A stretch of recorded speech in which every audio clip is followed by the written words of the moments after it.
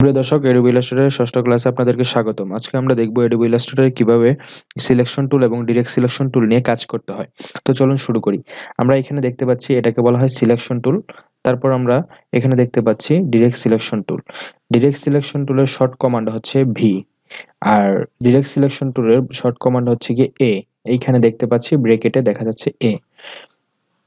এখন আমরা একটা রেক্ট্যাঙ্গেল নিয়ে নিব। রেক্ট্যাঙ্গেল নিয়ে নিলাম। আমরা এটা থেকে রেক্ট্যাঙ্গেল থেকে একটা মেসেজ বক্স করে দেখাবো। মেসেজ বক্স অথবা আমাদের একটা চিঠির বক্স তৈরি করে দেখাবো। তো আমরা এখান থেকে একটা অ্যাঙ্কর পয়েন্ট নিয়ে নিব। অ্যাঙ্কর পয়েন্ট নিয়ে নিলাম। অ্যাঙ্কর পয়েন্ট নেওয়ার পরে আমরা সিলেকশন টুলে ক্লিক করি। আমরা দেখতে পাচ্ছি আমাদের সব দিকে একটা একটা করে পয়েন্ট তৈরি হয়ে গিয়েছে। তো এখানে প্রথমত আমাদের ক্লিক করতে হবে ডিরেক্ট সিলেকশন টুল অথবা এতে ক্লিক করতে হবে। সিলেক্ট করার পরে আমরা দেখতে পাচ্ছি এই অংশটুকু ব্লু হয়ে আছে। এই ব্লু অংশটুকু আমরা যদি না থাকে তো সেক্ষেত্রে আমাদের ডাবল ক্লিক করে এই ব্লুটা নিয়ে আসতে হবে। তারপর এটাকে সিলেক্ট করে ধরে আমাদের সেন্টারে নিয়ে আসতে হবে। সেন্টারে নিয়ে আসলাম। তারপরে এখান থেকে আমরা একটা পেন টুলের সাহায্যে একটা লাইন ড্র করব। লাইন ড্র করলাম। লাইন ড্র করার পরে আমরা সিলেক্ট করলাম। এই জিনিসটাকে সিলেক্ট করে আমার এটা স্ট্রোকটাকে একটু বাড়িয়ে দিলাম। তো আমরা দেখতে পাচ্ছি আমাদের সুন্দর একটি মেসেজ বক্স অথবা আমাদের চিঠির।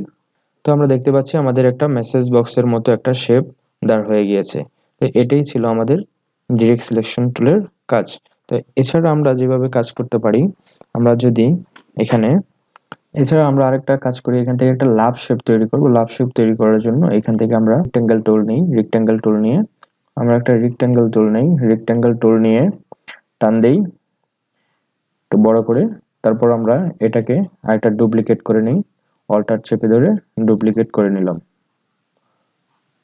তো এখন এটাকে আমরা এইখানে যখন মাউসের কার্সরটা নিব, নেওয়ার পরে এটাকে আমরা ঘুরিয়ে দেব, এভাবে বাঁকা করে দেব 37, 35, 39 ডিগ্রি অ্যাঙ্গেলে আমরা এটাকে সরিয়ে দিলাম।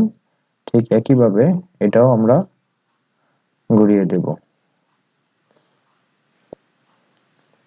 তো এখন আমরা যেটা করব, এখান থেকে একটা আমাদের লাভ শেপ তৈরি করব। তো এই দুইটাতে আমরা সিলেক্ট করলাম।